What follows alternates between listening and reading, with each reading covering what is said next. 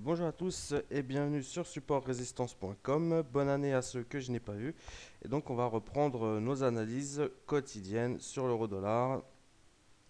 Euh, et donc pour aujourd'hui, alors on va regarder un petit peu ce qui s'est passé. Aujourd'hui on a eu une très belle journée haussière. On a eu quelques signes précurseurs en journalier. Donc ici en bas à droite, on va regarder le graphique journalier. On voit ici qu'on a eu un très beau marteau qui reflétait donc l'intention, en tout cas, d'invalider la dernière poursuite baissière et de repasser très certainement au-dessus des 1,30, ce qui s'est produit aujourd'hui. Donc on avait ici euh, plusieurs signaux intéressants. Premièrement, donc ce marteau. Deuxièmement, si on se recule un petit peu, on voit que la zone 1,29, 1,30 est une zone plutôt significative d'un point de vue hebdomadaire et que on avait quand même de fortes probabilités de correction sur ces niveaux après la dynamique assez poussée en journalier. On avait, si on devait avoir une correction, on aurait très certainement une correction sur ces niveaux. Donc ça s'est passé de la sorte pour le moment. On voit ici sur un graphique en bas à gauche en 4 heures qu'on a très longuement préservé, on a très longuement préservé la zone des 1,30. On l'a cassé, alors peut-être par un manque de liquidité puisque c'était la semaine entre Noël et jour de l'an.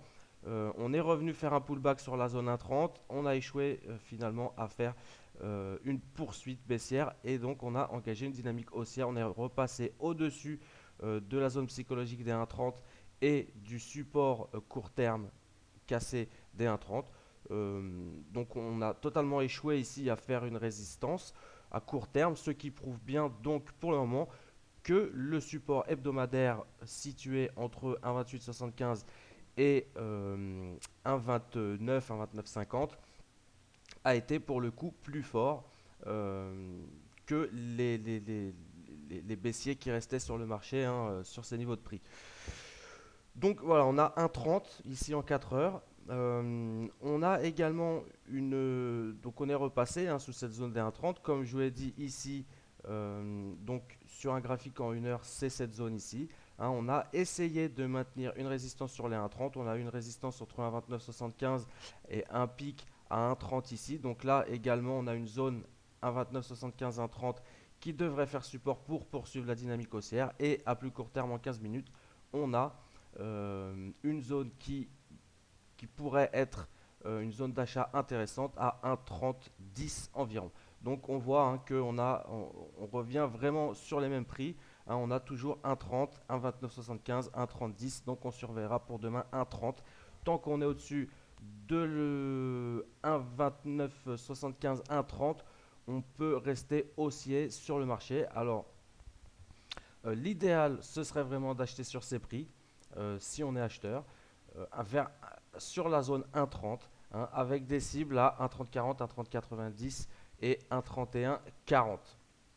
1,3140 qui se situe, on voit ici, on n'a pas de clôture ici au-dessus de 1,3140, donc ce serait plutôt judicieux de prendre des profits en intraday au maximum vers 1,3140, 1,3145. Pour ce qui est de... Alors si vous êtes plutôt short sur le marché, ce qui n'est pas mon cas pour demain, ce qui serait intéressant, c'est de shorter les prix actuels ou d'attendre éventuellement qu'on échoue la poursuite haussière. euh, donc qu'on échoue à passer les plus hauts du jour, tout simplement, euh, pour rentrer short sur le marché. Donc les prix actuels sont, je pense, un très bon prix à court terme pour shorter, mais je préfère pour shorter, je préférerais moi qu'on échoue à poursuivre une dynamique haussière au-dessus des 1,30, puisque pour maintenant qu'on est au-dessus des 1,30, cette zone doit faire office de support si on suit l'avis des acteurs du marché aujourd'hui. Donc ce sera la zone privilégiée d'achat pour ma part pour demain. Et donc je surveillerai attentivement cette zone 1,2975, 1,3010 pour passer à l'achat sur l'euro-dollar demain. Je vous souhaite donc voilà, évidemment si on repasse violemment sous les 1,30,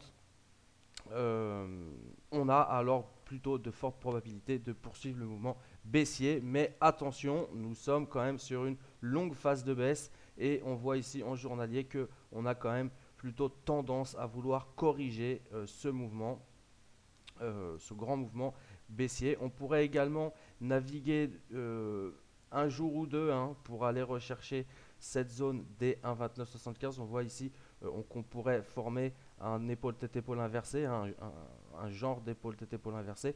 En tout cas, pour ma part, pour le moment, tout vote pour une correction du mouvement baissier. Hein. Donc, j'ai pas les zones.